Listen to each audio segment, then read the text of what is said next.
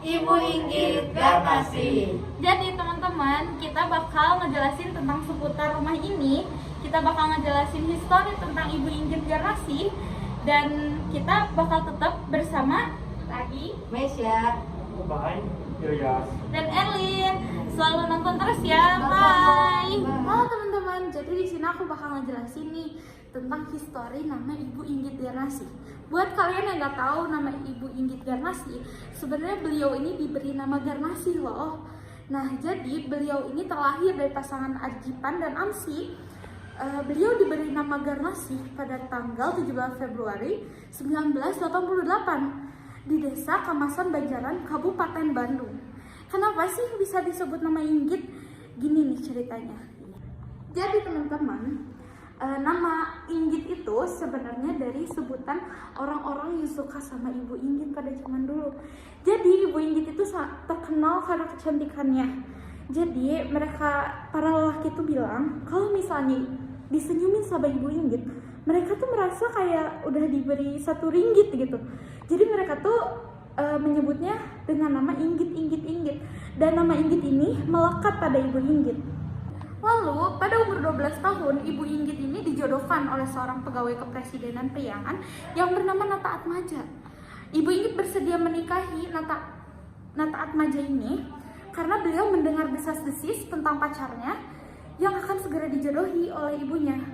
Dan akhirnya mereka pun menikah. Dan di saat menikah, mereka pupus di tengah jalan. Oke, sekarang saya akan menjelaskan perjalanan Ibu Inggit setelah bercerai dengan Nata Atmaja. Setelah bercerai, Ibu Inggit kembali kepada cinta masa lalunya dan menikah pada tahun 1916. Dan nama cinta masa lalunya itu adalah Haji Sanusi. Sanusi merupakan seorang saudagar kaya yang memiliki beberapa perusahaan. Selain itu, beliau juga seorang aktivis Serikat Islam yang pada saat itu dipimpin oleh Djoko Aminoto. Sebagai seorang istri, Ibu Inggit juga ikut peran serta dalam aktivitas politik suaminya tersebut sebagai Serikat Islam bersama wanita-wanita di Bandung. Ya. Nah, saya akan menjelaskan awal mula Soekarno jatuh cinta dengan Inggit. Selama berada di rumah, Soekarno sering berdiskusi dengan Inggit karena Sanusi lebih sering berada di luar rumah. Intensitas itulah yang menimbulkan ikatan cinta antara Soekarno dan Inggit. Setelah Soekarno menceraikan istrinya, Utari, ia melamar Inggit pada Haji Sanusi selesai masa idah. Soekarno menikahi Inggit, sempat berpindah-pindah rumah hingga akhirnya menempati sebuah rumah di Jalan Ciato nomor 8. Selain itu, mereka juga mengangkat anak yang diberi nama Ratna Juami. Ia adalah anak dari kakak Inggit, Murtasi.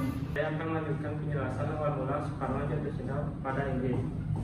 Inggit mendampingi Soekarno baik dalam menyelesaikan sekolah maupun pada saat berpidato di depan publik. Inggit ikut kemanapun Soekarno pergi dan menjadi penjelma saat suaminya memberikan kursus politik pada masyarakat Sunda di pinggiran kota Bandung. Rumah mereka sering dikunjungi dan dijadikan tempat berdiskusi kawan perjuangan Soekarno. Bahkan Inggit menjadi saksi terbentuknya Argumente saat study club yang memperkasai terbentuknya Partai Nasional Indonesia. Inggit juga menyaksikan rapat para pemuda yang akhirnya mencetuskan Sumpah Pemuda 1938 dan pergerakan lainnya yang dibuat Soekarno. Ketika mereka sedang berada di Yogyakarta, Soekarno ditangkap dan dijebloskan ke penjara Bancai Bandung. Dengan setia, Inggit mengirimkan makanan dan menundukkan buku-buku ke dalam penjara. Hasil jerih payahnya itu membuat Soekarno dapat menuliskan pembelaan yang dibacakan di depan hakim di gedung Landrat berjudul Indonesia Menggugat. Pembelaan ini membuat Soekarno divonis hukuman 4 tahun di penjara Sukamiskin Bandung. Berikut ini saya akan menjelaskan perjalanan pembuatan bedak dan jamu oleh Ibu Inggit Garnasi. Inggit Garnasi membuat bedak dan jamu menggunakan campuran beras serta ramuan lainnya dengan cara digiling dengan batu dipisah di bawah ini. Bedak dan jamu yang ia gunakan kansai dan ningrum ini dijual dengan cara dititipkan pada warung-warung atau para pengecer. Ilmu pengobatan yang dimiliki Inggit tidak hanya berasal dari warisan kedua orang tuanya di Banjaran atau gurunya di Cirebon, tetapi juga Inggit dapatkan dari kerabat Soekarno di Jawa Timur. Ini angkat Soekarno di dalam pojok Kediri, Jawa Timur bernama R.M.